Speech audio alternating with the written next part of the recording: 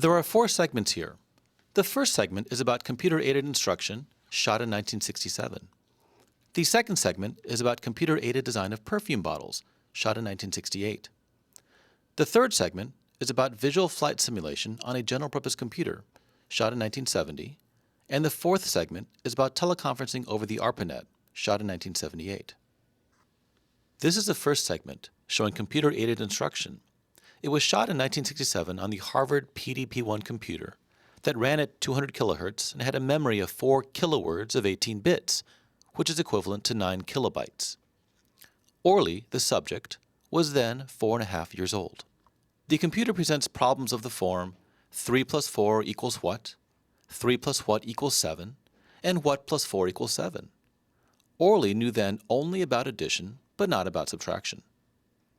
The problems displayed in this segment on top of the screen are too dim to show well. Correct answers are rewarded by smiles. Wrong answers bring tears, first to one eye, then to both eyes.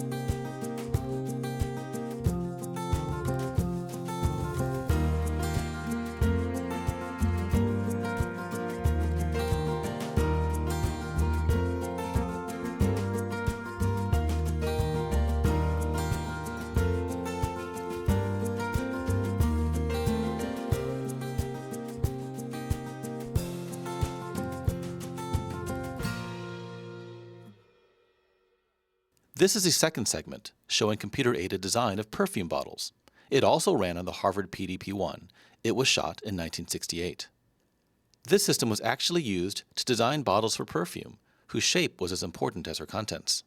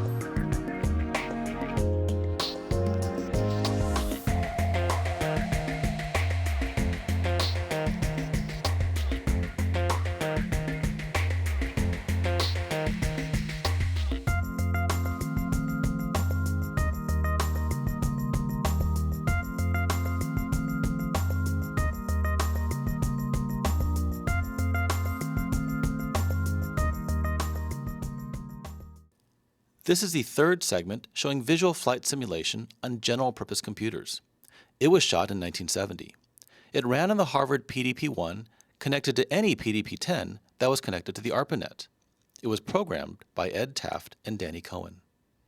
The visual flight simulation is based on a program written by Danny Cohen for the Spring Joint Computer Conference in 1967. The Spring Joint Computer Conference 1967 system ran on an SEL 840 computer. It was the first interactive visual flight simulation for a general-purpose computer. Orly is a digital computer flight simulation program.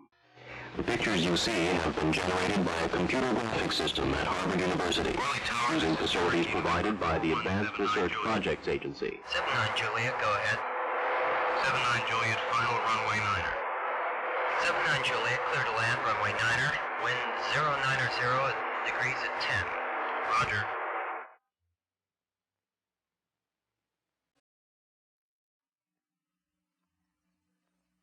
Seated at the controls is a student pilot who will practice flight maneuvers such as this takeoff while the computer simulates the pilot's view through the cockpit window.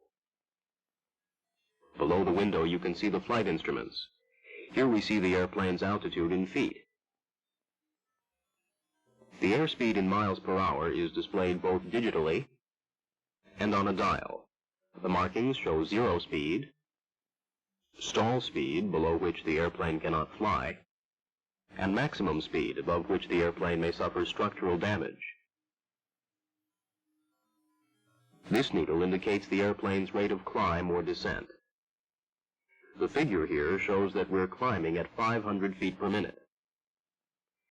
The instrument here is the artificial horizon and pitch indicator. Note how the needle remains parallel to the real horizon at all times and how the pitch of the airplane affects the needle's position.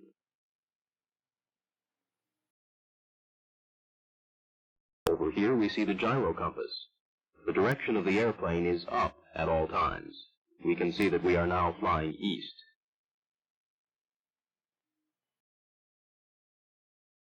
As we make a visual approach to the airport, we can watch these instruments. Notice that the pilot has reduced the airplane's speed to just above stall speed. The rate of descent is a comfortable 300 feet per minute. The artificial horizon reflects the minor corrections the pilot makes as we come in for a landing.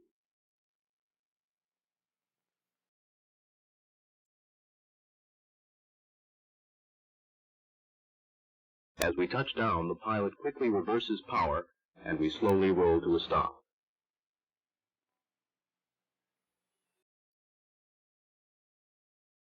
As you may have guessed, the principal use of the Orly flight simulator is as an instrument flight trainer. With the instruments we have seen, the airplane may be flown in the clouds. Even though the pilot can no longer see anything out the cockpit window, he still has complete information as to the airplane's attitude and motion.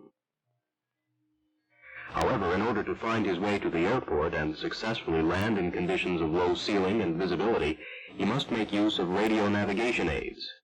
We are now approaching the airport using the Instrument Landing System, or ILS, which is guiding us into the easterly heading runway.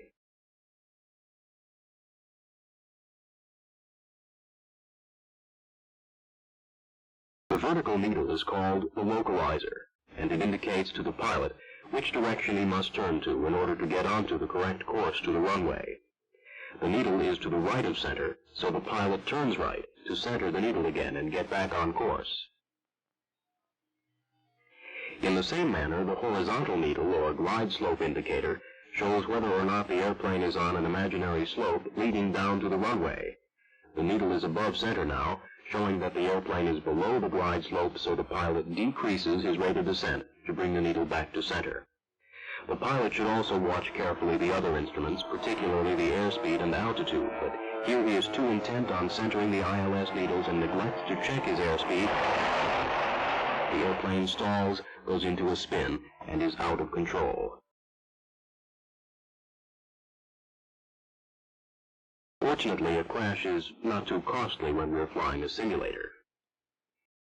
The Orly simulator also provides an instructor's console, from which an instructor may monitor the airplane's progress and change flight conditions. Here we see a map and a vertical cross-section of the vicinity of the airport.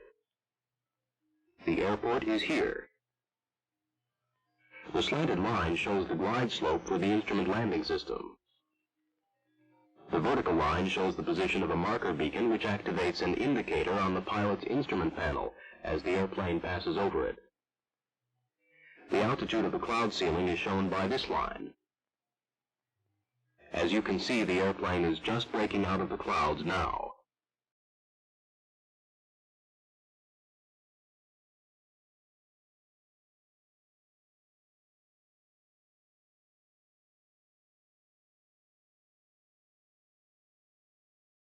At any moment, the instructor may stop the simulation so as to discuss the situation with the student pilot or review the preceding flight sequence.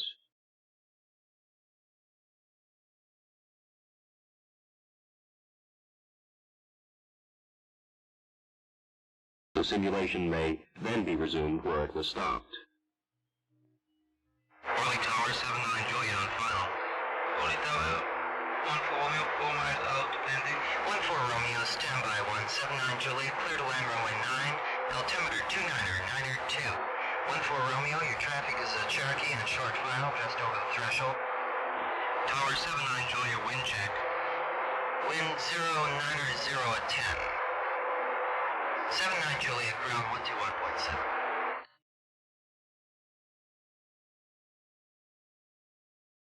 After landing, the instructor and trainee may review the entire approach. Here, for example, it is clear that the student maintained a good heading at the expense of controlling his altitude.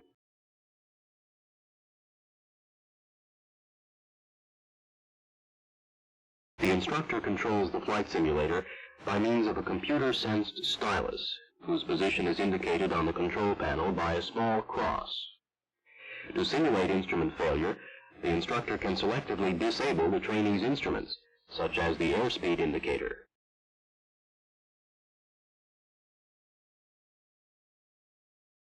Or the compass.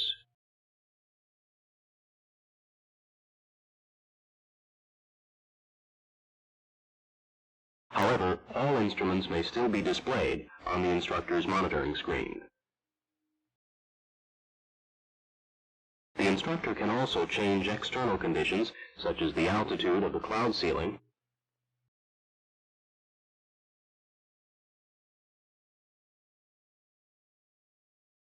and even the amount of turbulence. Here we see the pilot being given a very rough ride. Finally, the instructor can set the initial position, heading, and altitude of the airplane. This, for example, allows the trainee to practice repeated approaches.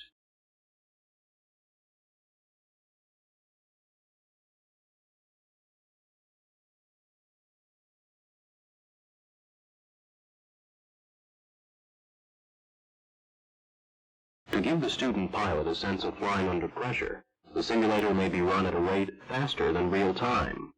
In fact, all flight sequences in this movie are shown 6 times faster than real time.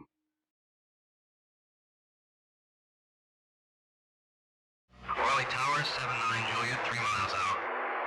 79 Juliet, continue inbound gear number 1. Traffic just clearing the runway. 79 Juliet, clear to land. Roger, 79 Juliet. 79 Juliet, you can take your next left, ground 121.9er.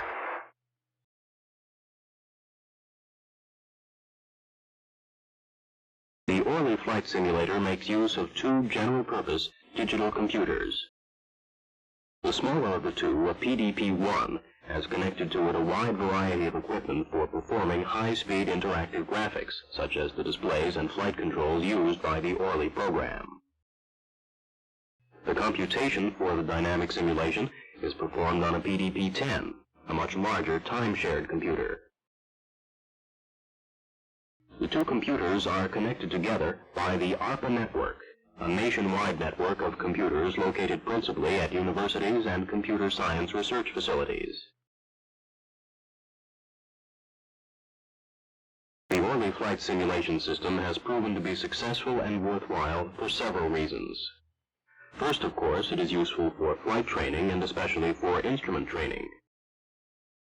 Equally important is the fact that Orly is implemented on general-purpose digital computers, making it easy to modify for experimentation in such applications as new cockpit instrumentation systems, autopilot designs, collision avoidance systems, and the like. Finally, Orly demonstrates the advantages and feasibility of performing interactive computer graphics over a network, making it possible to utilize very powerful computer resources that are not available locally. We feel that for all these reasons, the use of digital computer graphics and computer networks can significantly advance application areas such as flight simulation.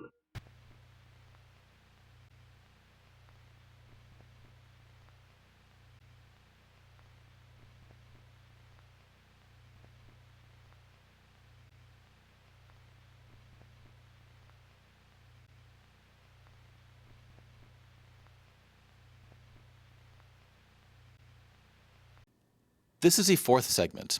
It is about packet voice teleconferencing over the ARPANET. It was shot in January 1978 using a PDP-11 and an FPS-120B at the University of Southern California's Information Sciences Institute, interconnected to other sites by the ARPANET. It was programmed by the Network Secure Communications Project at ISI. This was the first packet speech system and the first forerunner for Internet telephony and teleconferencing, upon which Voice over IP was later developed.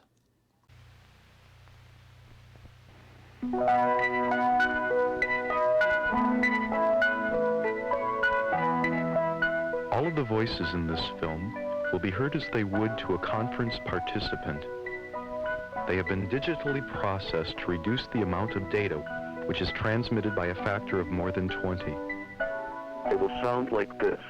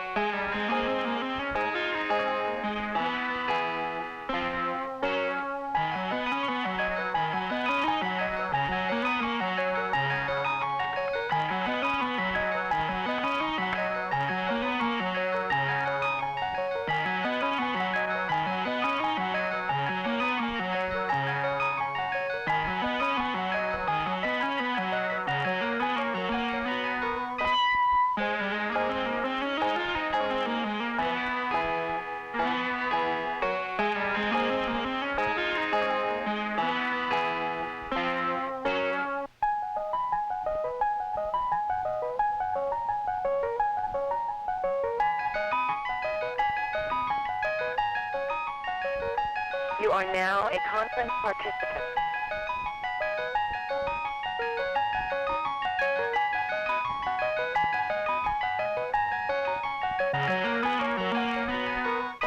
Drew, thanks for calling. You're the first participant. Oh, great. Only Ted and Rick are here, but they're familiar with the project. Oh, it looks like someone's trying to call in. It looks like it's Parker from Salt Lake City. Let's see what he has to say. Hello, Randy? I'm anxious to hear what Drew's group has found. Well, they're on and can hear you. All we need now is Danny. We haven't heard from him. I don't know where he is. Oh, you know, it's Thursday. I'll bet he's sailing.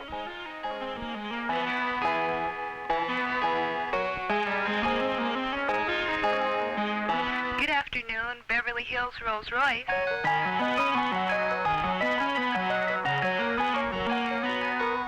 You are now connected with the ISI ARPANET Digital Voice Conferencing System. Here's Danny now. Randy, sorry I'm late. Are the others still on? Yes, they're all here and can hear you. In fact, Parker would like to verify your numbers. Do you have your data with you? No, I don't have the exact numbers with me. I could talk now in round terms if you'd like. Danny, Drew seems to be wanting to speak. I'd like to check that with Parker first, and then I will give Drew the floor. Drew, Randy wants to hear from Parker about what I just said. Then he'll give you the floor. Sorry. Parker, I hope it's finished. Thanks. Yes, we're just typing it in. You can expect a message from us this afternoon. Drew, you can have the floor. Randy, I think it's impossible for us to build a program around general numbers. We really need Danny's exact figures before we can continue this. I'd rather talk when he has them. What does anyone else think? Well, let's take a tally. Can we reconvene this call tomorrow, same time? Okay, Parker. We really don't need you anyway. Drew, can you have all of your team members on hand at that time? Danny, let's be on time tomorrow. Fine. We can all make it. We should be able to get this finished tomorrow. Now remember, Danny, you have to be on an ARPANET phone so we can secure the conference. This was a hypothetical conference using features of two real systems developed at the USC Information Sciences Institute.